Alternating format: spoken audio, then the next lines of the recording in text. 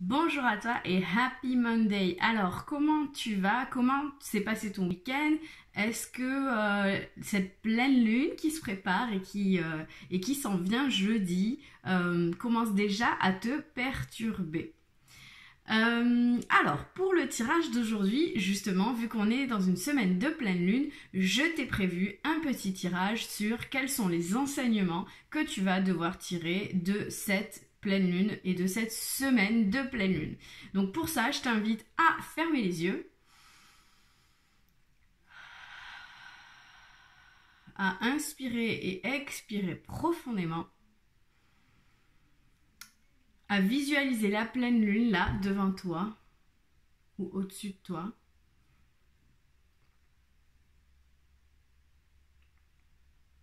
Et à la laisser te montrer un chiffre entre 1 et 3. Et une fois que tu as choisi ce chiffre, je vais t'expliquer ce qui risque de se passer pour toi cette semaine.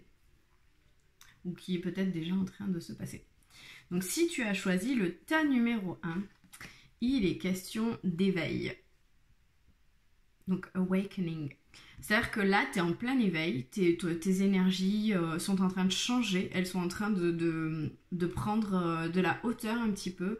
Tu es en train d'accéder à une nouvelle manière d'être et tu es en train d'intégrer de nouvelles choses à un niveau énergétique. Donc c'est peut-être un petit peu chamboulant pour toi en ce moment, c'est peut-être un petit peu désagréable parce que là, on te demande d'abandonner certaines choses que tu faisais avant et dans lesquelles peut-être tu te sentais bien, dans lesquelles tu te complaisais, pour pouvoir t'élever spirituellement, t'élever énergétiquement et intégrer de nouvelles choses. Donc voilà, peut-être en ce moment, tu vois, c'est un petit peu dérangeant pour toi. C'est un petit peu... ça grésille à l'intérieur.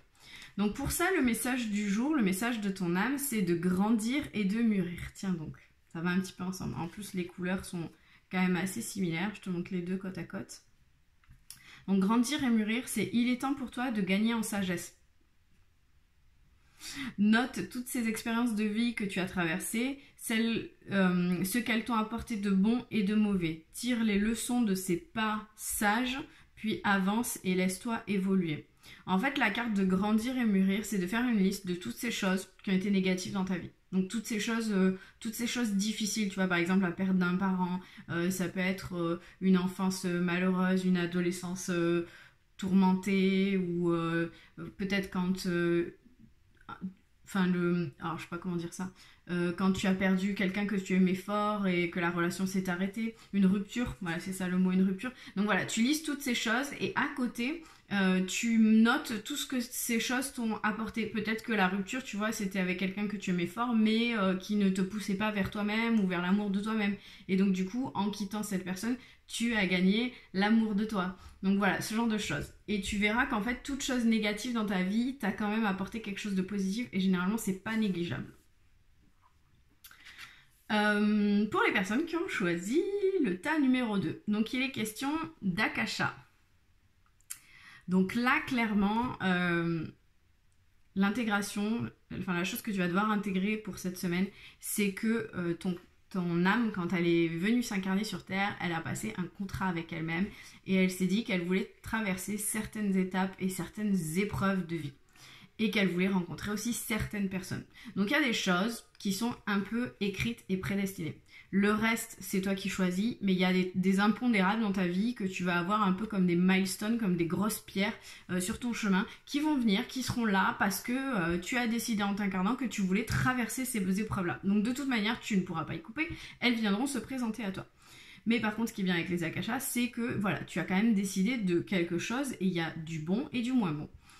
Et le message de cette carte, c'est que ton cheminement est divinement guidé. C'est-à-dire que, voilà, regarde autour de toi, il y a des signes. Et je suis sûre que si tu as choisi ce tas-là, c'est qu'en ce moment, il y a un gros signe qui est en train de faire des appels de phare et que peut-être tu n'as pas envie de le voir.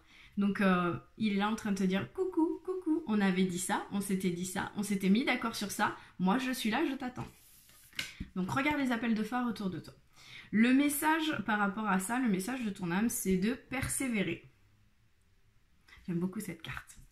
Tu as envie de baisser les bras, tu te sens accablé, désemparé, tu ne sais pas si tu as la force de continuer, mais sache que le but est proche et que tu pourras bientôt célébrer ta persévérance. Donc voilà, peut-être que ce quelque chose là qui te fait des appels de phare, tu le vois plus parce qu'en fait tu y crois plus. Mais regarde autour de toi les messages, je suis sûre qu'il y a quelque chose qui vient te dire ah non non non non, regarde, c'est maintenant, c'est le moment. Si tu as choisi le tas numéro 3, pour toi il est question de protection. Donc tu vas avoir à faire face à ça cette semaine. Donc la protection c'est de couper les liens avec ces personnes ou avec ces situations, enfin voilà, de sortir des carcans de situation et de couper les liens avec les personnes avec lesquelles tu te fais bouffer en fait. Tu te fais bouffer ton énergie, tu te fais bouffer ta bonne humeur. Voilà, c'est le moment de te protéger, de penser à toi et rien qu'à toi et de rappeler à toi ton propre pouvoir en fait. C'est personne d'autre que toi n'a le pouvoir de décider ou de faire les choses ou de te dire ce qui est dans ta réalité et dans ta vérité. Donc du coup, c'est un peu, tu rappelles ton âme à toi-même. Et c'est vraiment important de venir se reconnecter avec son âme. Donc peut-être que pour toi, c'est ça. Je te remonte la carte, tu vois, les nénettes sur la carte, elles sont en mode, non, c'est mon pouvoir, donc tu ne viens pas, c'est mon espace, et moi je sais mieux que toi ce qui est bon pour moi. Donc ne viens pas me dire si je dois faire ci ou si je dois faire ça. Mais pour pouvoir en arriver là, il faut aussi se rendre compte que des fois, on ouvre la porte à ces personnes-là. Donc du coup, pour toi, cette semaine, il est question de protection. De se rendre compte que peut-être tu as ouvert la porte à certains endroits et que donc du coup, tu as laissé certaines personnes ou certaines situations te couper de ton pouvoir, tout simplement. Le message pour toi par rapport à cette protection, c'est d'écouter les arbres. Donc la sagesse des arbres. Assieds-toi contre un arbre, prends-le dans tes bras, écoute ses murmures, écoute la sagesse qu'il a à te transmettre, ressens en toi sa force et sa puissance qui te rappellera la tienne. Donc quand tu vas te mettre contre un arbre, c'est un peu comme si tu venais te reconnecter à ta propre âme. Concernant cette carte-là, si tu es en confinement, que tu n'as pas accès aux arbres, c'est pas grave. Ce que tu peux faire, c'est faire une méditation et tout simplement visualiser que tu te mets contre un arbre. Et ça marchera tout aussi bien.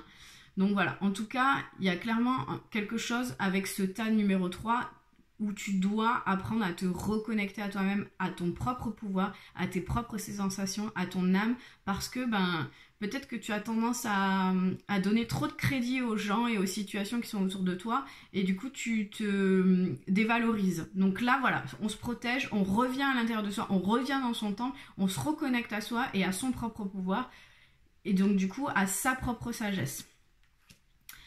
J'espère que ce tirage t'a plu, que ça t'a parlé. Raconte-moi un peu les challenges que tu vis en ce moment avec cette pleine lune approchante. Et puis raconte-moi aussi ce que tu as prévu de faire pour cette dernière semaine de confinement. Je t'embrasse et je te dis à lundi prochain.